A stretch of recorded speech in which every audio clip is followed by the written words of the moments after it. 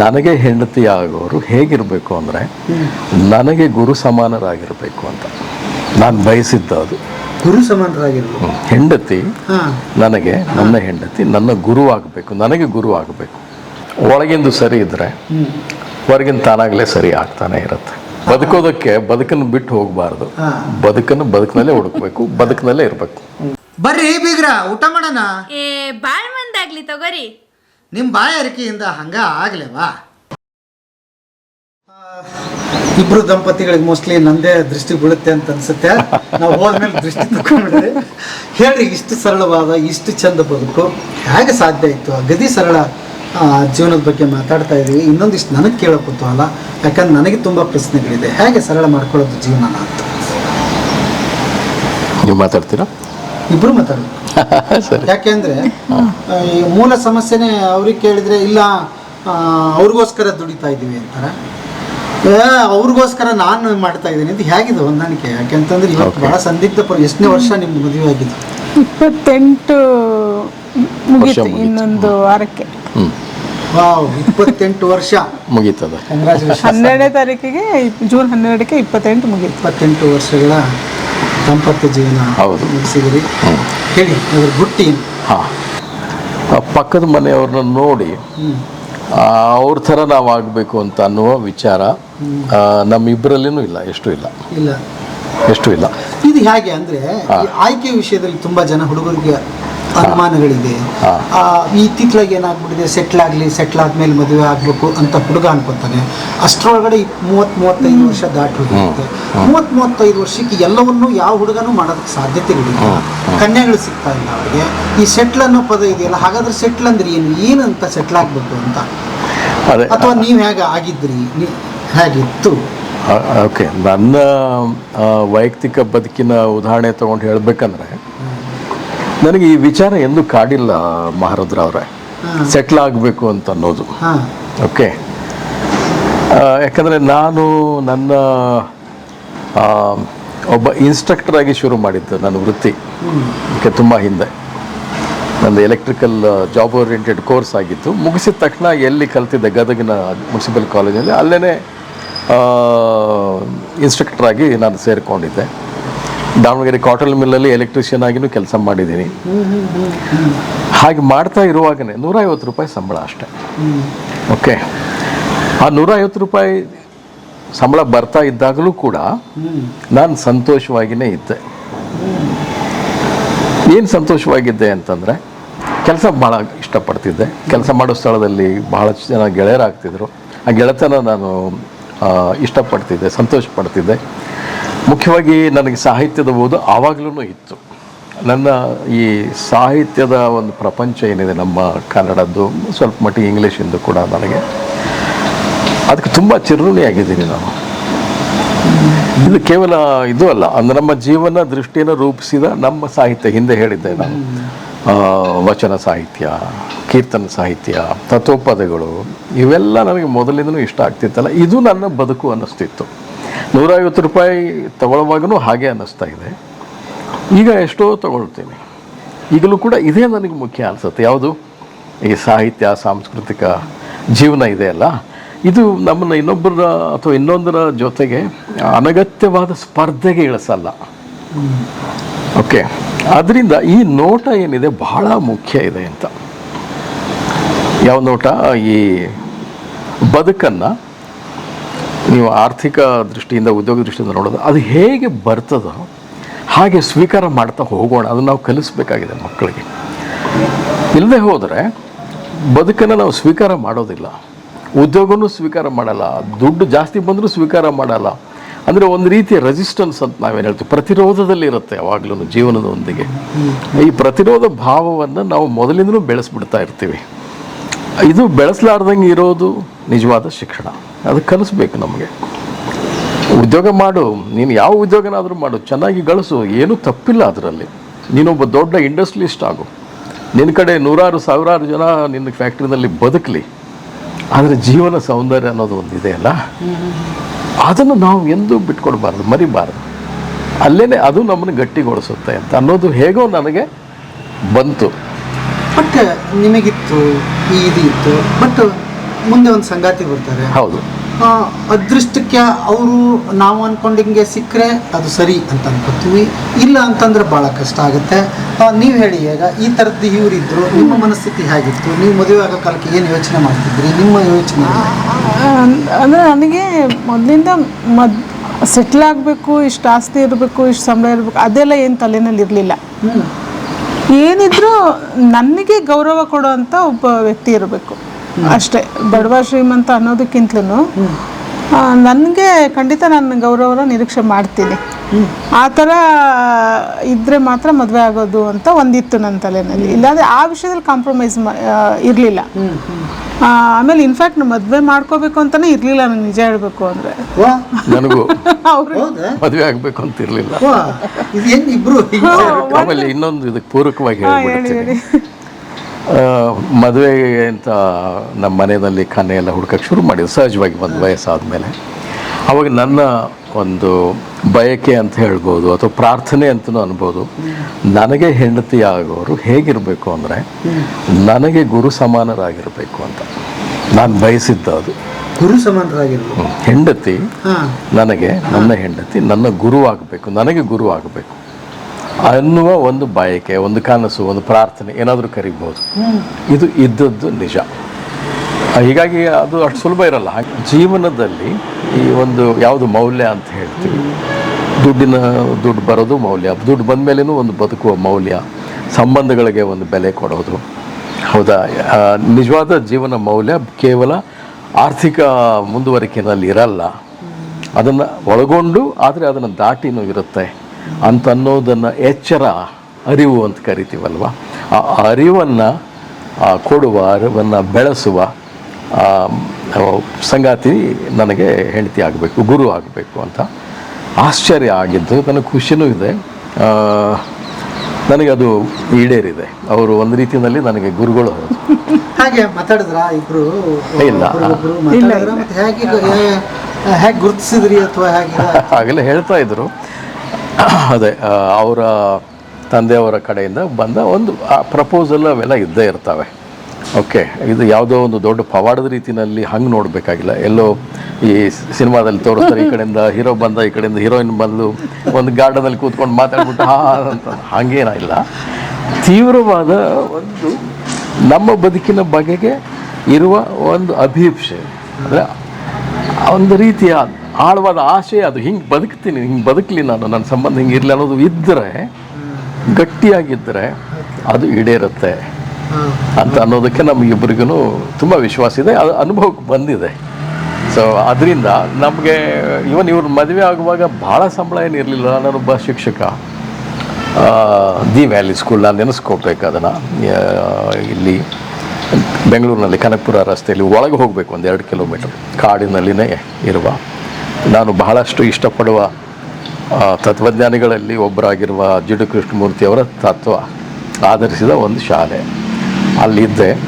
ನಾನು ಅದನ್ನು ತುಂಬ ಇಷ್ಟಪಟ್ಟಿದ್ದೆ, ಯಾಕೆಂದರೆ ಅಲ್ಲಿನ ಕಾಡು ಮತ್ತು ಕಲಿಯುವವರು ಮತ್ತು ಕಲಿಸುವವರಿಗೆ ಇರುವ ಸ್ವಾತಂತ್ರ್ಯ, ನಿರ್ದಿಷ್ಟ ಚೌಕಟ್ಟು ಇರಲಿಲ್ಲ. ಆದರೆ ನಾವೇ ಒಂದು ಕಲಿಯುವ ಕರಿಕ್ಯುಲಮ್ ನಿರ್ಮಾಣ ಮಾಡಿಕೊಂಡು ಕಲಿಸ್ಬೇಕಾಗಿತ್ತು. ಆ ಸ್ವಾತಂತ್ರ್ಯ ಶಿಕ್ಷಕರಿಗೆ ಇತ್ತು. ಅದಕ್ಕಿಂತ ನನಗೆ ಇಷ್ಟ ಆಯಿತು.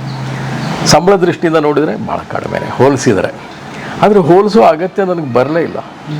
ಆ ಕಾಡಿನಲ್ಲಿದ್ದಂಥ ಕಾಡು ಮನುಷ್ಯನ ಥರ ಇದ್ದಂಥ ಕಡಿಮೆ ಸಂಬಳ ಪಡೀತಾ ಇದ್ದಂಥದ್ದು ಎಲ್ಲದು ಗೊತ್ತಿದ್ರೂ ಕೂಡ ಇವ್ರ ತಂದೆಯವರು, ತಾಯಿಯವರೆಲ್ಲರೂ, ತಮ್ಮವರೆಲ್ಲ ಒಪ್ಪಿಕೊಂಡ್ರು ಇವ ಹುಡುಗ ಸರಿ ಇದ್ದಾನೆ ಅಂತ. ಅಂದರೆ ಇದಕ್ಕೆ ಮುಖ್ಯವಾಗಿ ನಮ್ಮ ತಂದೆಗೇ ಥ್ಯಾಂಕ್ಸ್ ಹೇಳಬೇಕು. ನಮ್ಮ ತಂದೆ ಮತ್ತು ನಮ್ಮ ತಮ್ಮಂಗೆ ಯಾವ ಗಂಡು ಬಂದ್ರೂ ಅದು ಯಾಕೋ ನನಗೆ ಅಷ್ಟು ಒಪ್ಪಿಗೆ ಆಗ್ತಿರ್ಲಿಲ್ಲ. ನಮ್ಮ ತಂದೆಯವರು ಇಲ್ಲ ನೀನು ಮಾಡ್ಕೋ, ಇವ್ರನ್ನ ಒಪ್ಕೋ ಅಂತ ಒಂದು ಸಲನೂ ಹೇಳಿಲ್ಲ ಅವ್ರು ನನಗೆ. ಇವ್ರು ನೋಡಕ್ಕೆ ಬಂದಾಗ ಅದು ಅವ್ರಿಗೆ ಏನು ಅನ್ನಿಸ್ತೋ ಗೊತ್ತಿಲ್ಲ, ನೋಡಿ ಯೋಚನೆ ಮಾಡಿದ್ರೆ ಒಳ್ಳೇದು ನೋಡು ಅಂತ ಹಿಂಗೆ ಒಂದು ಮಾತು ಅಷ್ಟೇ ಅವ್ರು ಅಂದಿದ್ದು. ನನಗೆ ಅವ್ರು ಯಾವತ್ತೂ ಹೇಳಿಲ್ಲ, ಇಷ್ಟು ವರ್ಷಗಳಲ್ಲಿ ಯಾವತ್ತೂ ಹೇಳಿಲ್ಲ. ಬಟ್ ಹೇಳಿದಾರಲ್ಲ ಹೆಂಗೆ ಅಂತ. ಆಮೇಲೆ ನಾನು ನಮ್ಮ ತಮ್ಮನ ಮೇಲೆ ಹಾಕಿದೆ, ಅವ್ನು ಬಂದು ನೋಡಲಿ, ಮಾತಾಡ್ಕೊಂಬರಲಿ, ಆಮೇಲೆ ನಂದೇನು ಅಭ್ಯಂತರ ಇಲ್ಲ ಅಂತ. ಅವನು ಹೋಗಿ ಮಾತಾಡಿ ಎಲ್ಲ ಮಾಡಿದ್ಮೇಲೆ ಅಲ್ಲಿಗೆ ಸರಿ ಆಯಿತು ಅಂತ.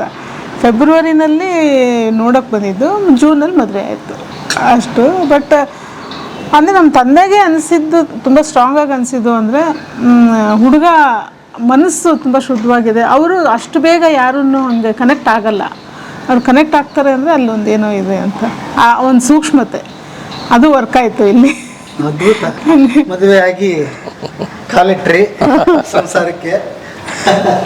ಬನ್ನಿ. ಓಕೆ, ಮುಂದಿನ ಘಟ್ಟ ಭಾಳ ಇಂಪಾರ್ಟೆಂಟು ಸರ್. ಯಾಕೆ ಅಂತಂದರೆ ಎಲ್ಲವೂ ಬರೋದು ಈಗ ನಾವು ಕೇಳ್ತಾ ಇದ್ವಿ ಹೆಣ್ಮಕ್ಳಿಂದ ಬರುತ್ತೆ ಪ್ರಚೋದನೆ ಅಂತ ಹೇಳ್ತಾರೆ. ಅವನೇನೋ ಗಾಡಿ ತೊಗೊಂಡ, ನೀನು ತೊಗೊಂಡ, ಅವನೇನೋ ಮನೆ ಕಟ್ಟದ, ನೀನು ಕಟ್ಟಲಿಲ್ಲ, ನೀನು ಅದಕ್ಕೆ ಉಪಯೋಗ ಇದ್ದವನು, ನಾಳೆ ನನ್ನ ಮಕ್ಕಳ ಭವಿಷ್ಯ ಹಂಗೆ. ಆಮೇಲೆ ಎಲ್ಲಿಗಾದರೂ ಹೋಗ್ಬೇಕಾದಾಗ ಎಲ್ಲರೂ ಪ್ರಶ್ನೆ ಕೇಳ್ತಾರೆ, ಸೈಟ್ ತೊಗೊಂಡ್ರೇನ್ರಿ, ಮನೆ ಕಟ್ಟಿದ್ರಾ ಇಲ್ವಾ?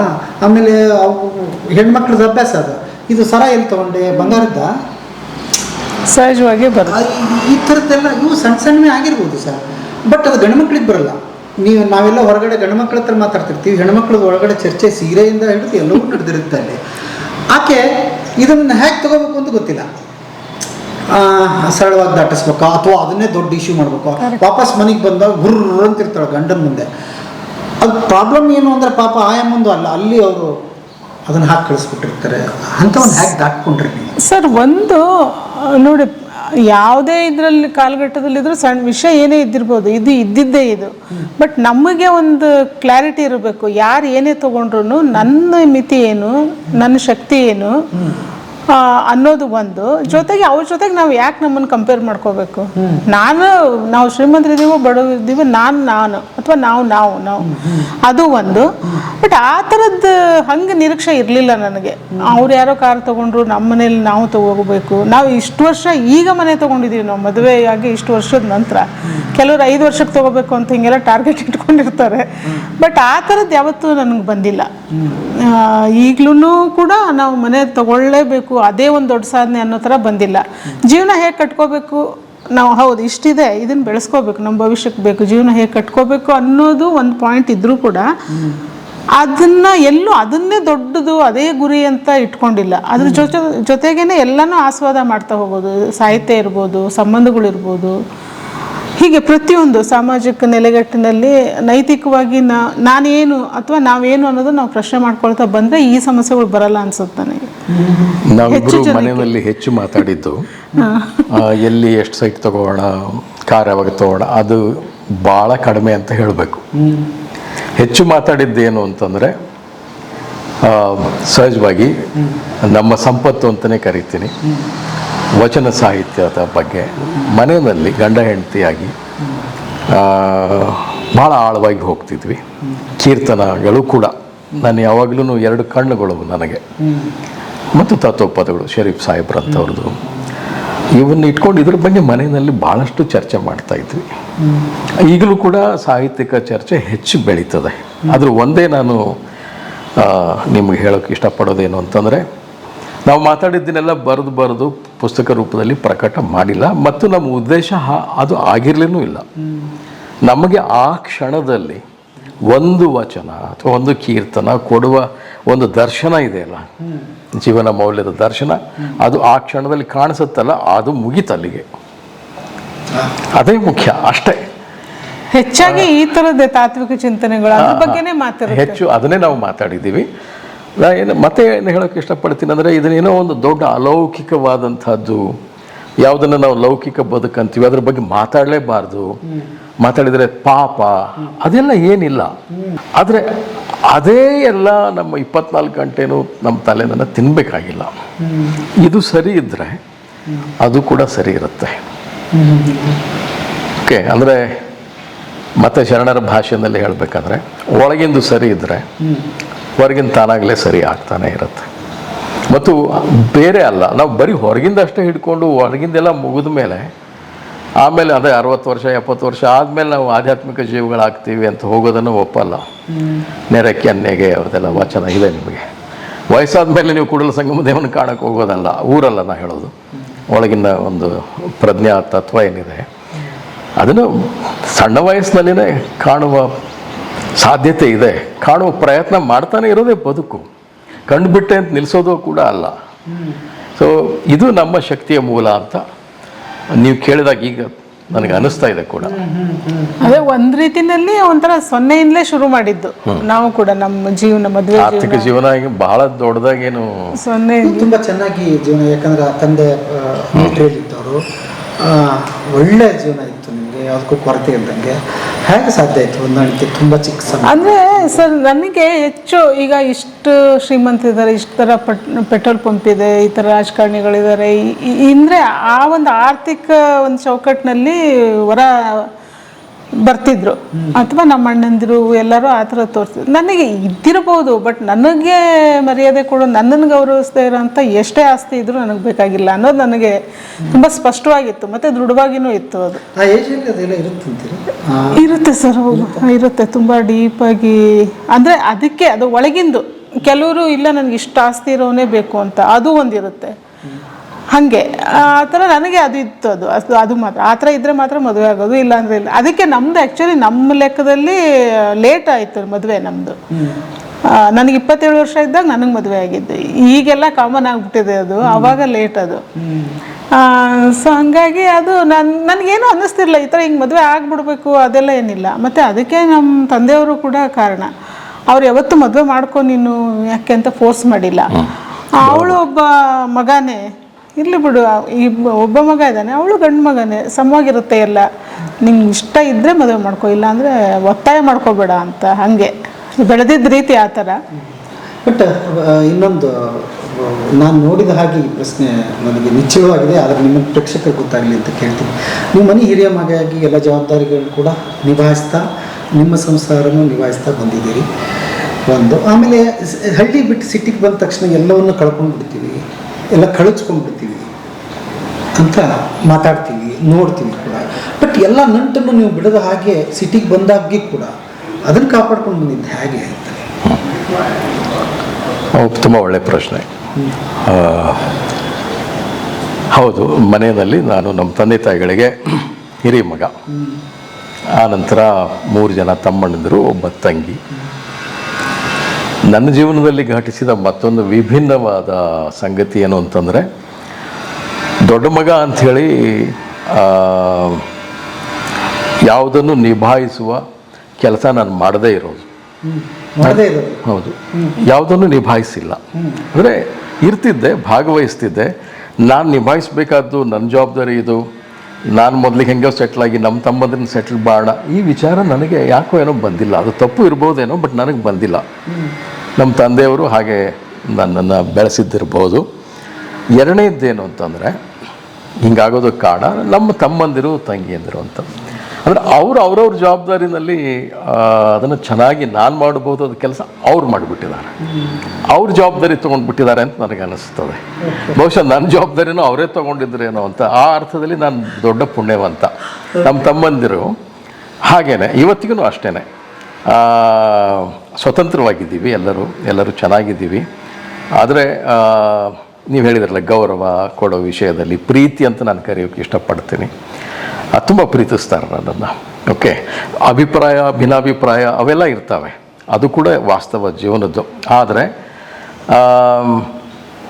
ಯಾರನ್ನು ಏನಾದರೂ ಮಾಡಿ ನಾನು ಸೆಟ್ಲಾಗಿ ನಮ್ಮ ತಮ್ಮದನ್ನು ಸೆಟ್ಲ್ ಮಾಡಬೇಕು, ಅವರ ಮದುವೆ ಮಾಡೋಕ್ಕೆ ಓಡಾಡೋದು, ಅದು ಯಾವುದೂ ನನ್ನ ಜೀವನದಲ್ಲಿ ಮಾಡೇ ಇಲ್ಲ. ನಾನು ಮಾಡುವ ಸನ್ನಿವೇಶನೇ ಬಂದಿಲ್ಲ. ಆದ್ದರಿಂದ ನಮ್ಮ ತಂದೆ ತಾಯಿಗಳಿಗೆ ಗೊತ್ತಿಲ್ಲ ನನಗೆ ಅವರು ಏನು ಅಂದ್ಕೊಂಡ್ರೋ ಏನೋ. ಬಟ್ ನಮ್ಮ ತಮ್ಮಂದಿರ ವಿಷಯಗಳು ಎಲ್ಲ ವಿಷಯದಲ್ಲೂ ಅದು ಘಟಿಸಿದೆ ತಾನಾಗಲಿ.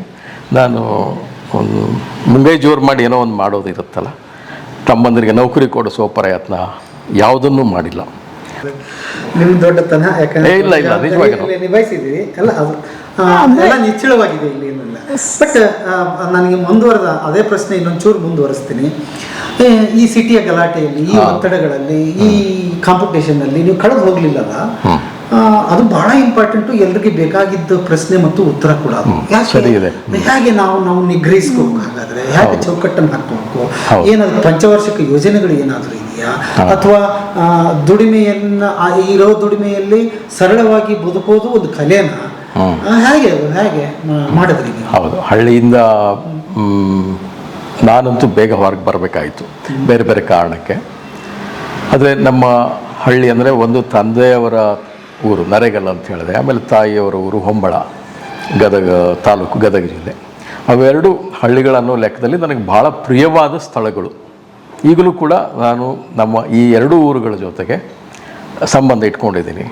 ತಾಯಿ ತವ್ರ ಮನೆಯಲ್ಲಿ ನಮ್ಮ ಸೋದರ ಮಾವರು, ಅವರ ಮಕ್ಕಳು, ಮೊಮ್ಮಕ್ಕಳು, ನಮ್ಮ ಅತ್ತೆಯವರೆಲ್ಲರೂ ಇದ್ದಾರೆ. ಆಮೇಲೆ ನಮ್ಮೂರಲ್ಲಿ ನಮ್ಮ ಚಿಕ್ಕಪ್ಪ ಇವರೆಲ್ಲ ಇದ್ದಾರೆ. ಇದು ಸಂಬಂಧಗಳ ದೃಷ್ಟಿಯಿಂದ. ಆದರೆ ನಾನು ಬರೀ ಸಂಬಂಧಗಳ ದೃಷ್ಟಿಯಿಂದ ಹೋಗಲ್ಲ ಊರಿಗೆ. ನನ್ನ ಸಂಬಂಧ ನಮ್ಮೂರಿನ ಕೆರೆಯ ಜೊತೆಗೆ, ನಮ್ಮೂರಿನ ಶಾಲೆಗಳ ಜೊತೆಗೆ, ಓಕೆ, ನಮ್ಮೂರಿನ ಆರೋಗ್ಯದ ಜೊತೆಗೆ ಒಂದು ಸಂಪರ್ಕ ಈಗಲೂ ಇದೆ, ಜೀವಂತವಾಗಿದೆ, ಶಕ್ತಿಯುತವಾಗಿದೆ. ಅಂದರೆ ಬೇರುಗಳು ಅಂತ ನಾವು ಕರೆಯೋದಾದರೆ, ಬೇರುಗಳ ಬಗ್ಗೆ ಅಸಡ್ಡೆ ಇರಬಾರ್ದು ಮೊಟ್ಟ ಮೊದಲಿಗೆ. ಅಥವಾ ಅದನ್ನು ಧನಾತ್ಮಕವಾಗಿ ಹೇಳಬೇಕಂದ್ರೆ ಬೇರುಗಳ ಬಗ್ಗೆನೂ ಪ್ರೀತಿ ಇರಬೇಕು. ಅದು ಇದ್ದರೆ ನೀವು ಆಕಾಶದಲ್ಲಿ ನಿಮ್ಗೆ ಎಷ್ಟು ಸಾಧ್ಯ ಆಗುತ್ತೆ ಅಷ್ಟು ಬೆಳೀತೀರಾ ಅಂತ. ಸೊ ನನಗದು ಸಾಧ್ಯ ಆಯಿತು. ಈ ಥರ ಒಂದು ಬೆಂಗಳೂರಿನಂಥ ಮೆಟ್ರೋಪಾಲಿಟನ್ ಸಿಟಿನಲ್ಲಿನೂ ಕೂಡ ಇದ್ದೂ ಕೂಡ ನನ್ನ ಮನಸ್ಸು ಈಗಲೂ ಹಳ್ಳಿ ಹುಡುಗನ ಮನಸ್ಸು. ಓಕೆ, ಇಲ್ಲಿದ್ದಾಗಲೂ ಕೂಡ ನಾನು ಕೇರ್ ಮಾರ್ಕೆಟ್ನಲ್ಲಿದ್ದಾಗೂ ಅಥವಾ ಕಮರ್ಷಿಯಲ್ ಸ್ಟ್ರೀಟ್ಗೆ ಹೋದಾಗೂ ಸಹಿತ ಬೇಕು ಅಂತ ಎರಡು ಉದಾಹರಣೆ ಕೊಡ್ತಾ ಇದ್ದೀನಿ, ನಿಮ್ಗೆ ಗೊತ್ತು ಯಾತಕ್ಕೆ ಅಂತ. ನಾನು ಹಳ್ಳಿ ಹುಡುಗನ ಥರ ತಿರುಗಾಡ್ತಾ ಇರ್ತೀನಿ ಅಲ್ಲಿ. ಓಕೆ, ನಮಗೆ ಅಷ್ಟೊಂದು ಬಹಳ ನಾಗರಿಕವಾಗಿ ನಡೆಯೋಕ್ಕೂ ಆಗಲ್ಲ. ಅಲ್ಲಿ ಯಾರೋ ಡಿಕ್ಕಿ ಹೊಡಿತಾರೆ, ಬೈತಾರೆ, ಇರ್ಲಿಬಿಡಿ ಸರ್ ಸಾರಿ ಅಂತ ಹೇಳ್ತೀನಿ.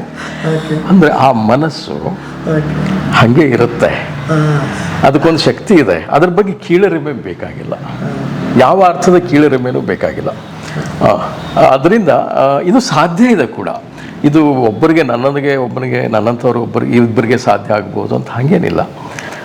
ಮೂಲ ಅಂತ ಏನಿರುತ್ತೆ, ಓಕೆ, ಆ ಮೂಲವನ್ನು ಇದನ್ನು ಗಳಿಸ್ಕೊಳ್ಳೋದಕ್ಕೆ, ಮೂಲದ ಬಗ್ಗೆ ಪ್ರೀತಿ ಅಂದರೆ ನಾನು ಒಂದು ಪದ ಉಪಯೋಗ ಮಾಡೋಕ್ಕೆ ಇಷ್ಟಪಡ್ತೀನಿ, ಅಧ್ಯಯನ ಬೇಕು ಅಂತ. ಯಾಕೆ ಅದನ್ನೇ ಹೇಳ್ತೀನಿ, ವಿವರಿಸ್ತೀನಿ ಸ್ವಲ್ಪ. ಈಗೇನು ನನ್ನ ಊರಿನ ಬಗ್ಗೆ ಪ್ರೀತಿ ಇದೆ ಅಂತ ಹೇಳ್ತೀನಲ್ವ, ನನ್ನ ಊರಿನ ಇತಿಹಾಸದ ಬಗ್ಗೆ, ಅಲ್ಲಿನ ಇರುವ ಮಹತ್ವದ ಸ್ಮಾರಕಗಳ ಬಗ್ಗೆ, ಅಲ್ಲಿನ ಅಗಸಿ ಬಾಗಿಲಿರ್ಬೋದು, ಅಲ್ಲಿನ ಯಾವುದೋ ಒಂದು ಹಳೆಯ ದೇವಸ್ಥಾನ ಇರ್ಬೋದು, ಅದ್ರ ಬಗ್ಗೆ ಅಲ್ಲಿರೋ ಶಾಸನಗಳು ಎಲ್ಲದರ ಬಗ್ಗೆಯೂ ನಾನು ಅಧ್ಯಯನ ಮಾಡಿದ್ದೀನಿ. ಮತ್ತೆ ನಮ್ಮ ಊರಿನ ಕೆರೆಯ ಇತಿಹಾಸದ ಬಗ್ಗೆ ಅಧ್ಯಯನ ಮಾಡಿದ್ದೀನಿ.